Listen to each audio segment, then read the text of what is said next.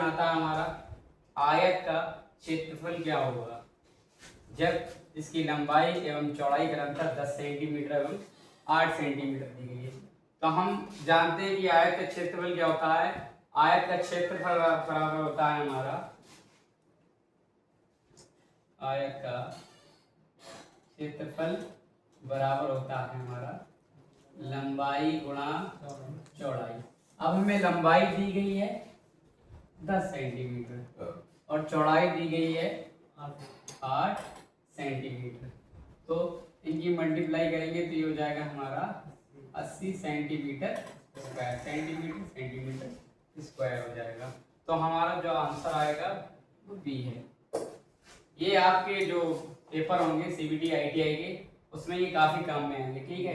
तो दूसरा क्वेश्चन है हमारा ढलवा लोहा की बिल्डिंग नहीं की जाती कौन से वाले लोहे से। तो पहला हमारा ग्रे कास्ट आयरन, दूसरा ढलवा लोहा, दूसरा होता है हमारा व्हाइट कास्ट आयरन, सफेद दूसरा लोहा, उसके बाद सी ऑप्शन है मॉलेबल कास्ट आयरन, पिटवा दूसरा लोहा, और हमारा चौथा डी ऑप्शन है मॉड्यूलर कास्ट आयरन, गाढ़धार ढलवा लोहा। तो इसमें हमारा जो ऑप्शन सही होगा वो हमारा बी है। व्हाइट कास्ट आयरन जो है उसमें ढलवा लोहे की वेल्डिंग नहीं की जा सकती।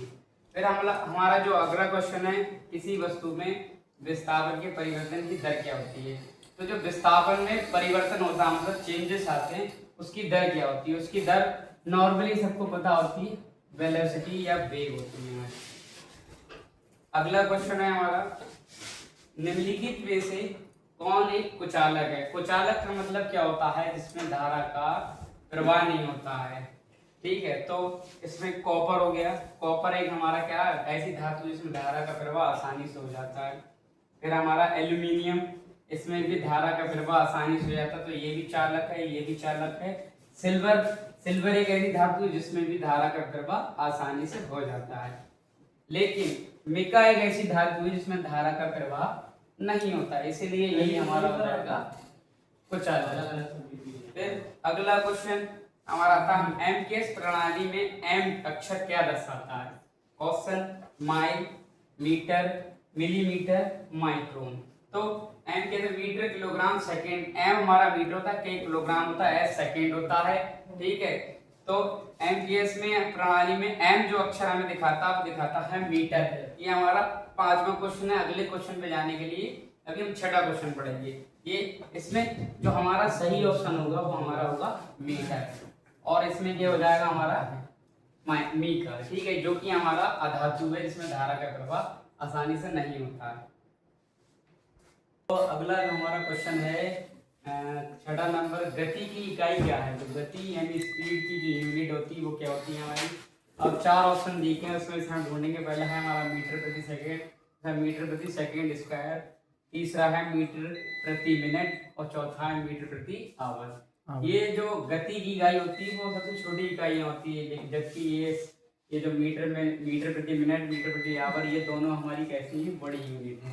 ये मीटर प्रति स्क्वायर में स्क्वायर नहीं होता है, तो हमारा जो आंसर होगा वो क्या होगा हमारा मीटर प्रति सेकंड होता है।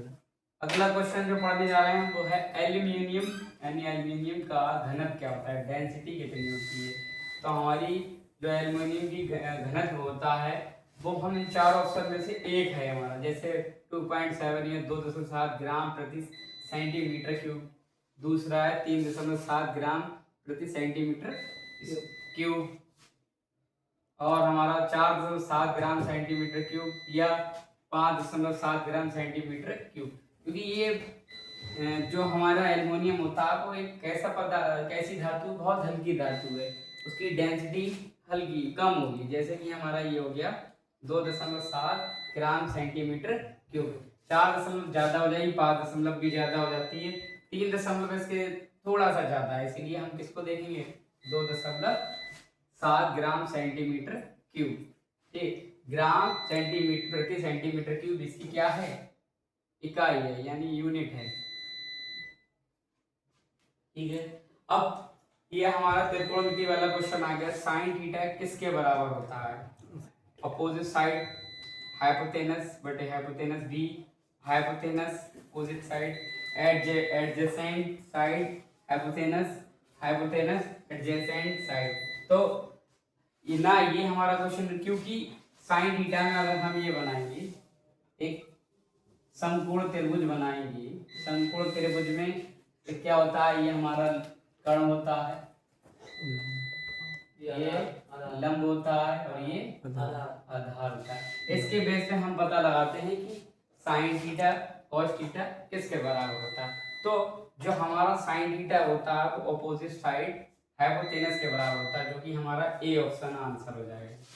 अगला क्वेश्चन, वस्तु में निहित पदार्थ की मात्रा को क्या कहा जाता है?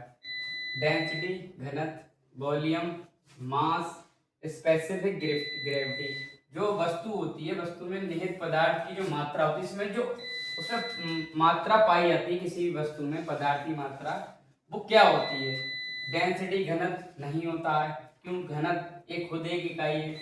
वॉल्यूम आयतन, ये भी इकाई है। मास द्रव्यमान, कोई भी वस्तु होती है तो उसमें क्या होता है, अपना एक वेट होता है, इस वेट को ही हम क्या कहते हैं? मास कहते हैं। तो हमारा जो आंसर हो जाएगा वो क्या हो जाएगा? सी सही हो जाएगा।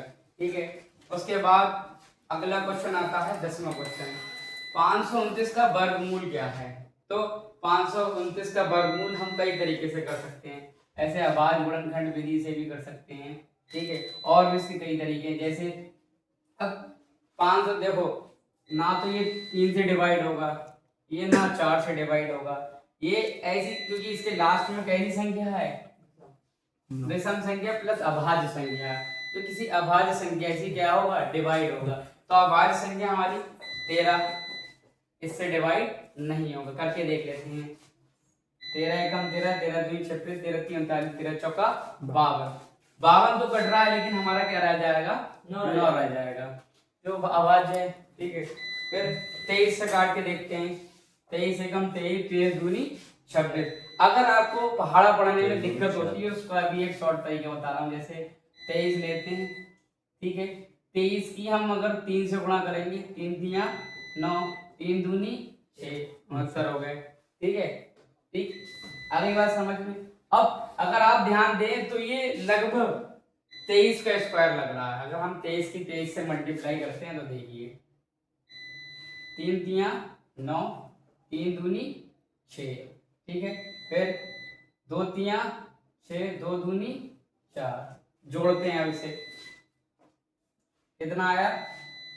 9, 6 और 6 12 के ऐसे लगाए, 4 और 1 5।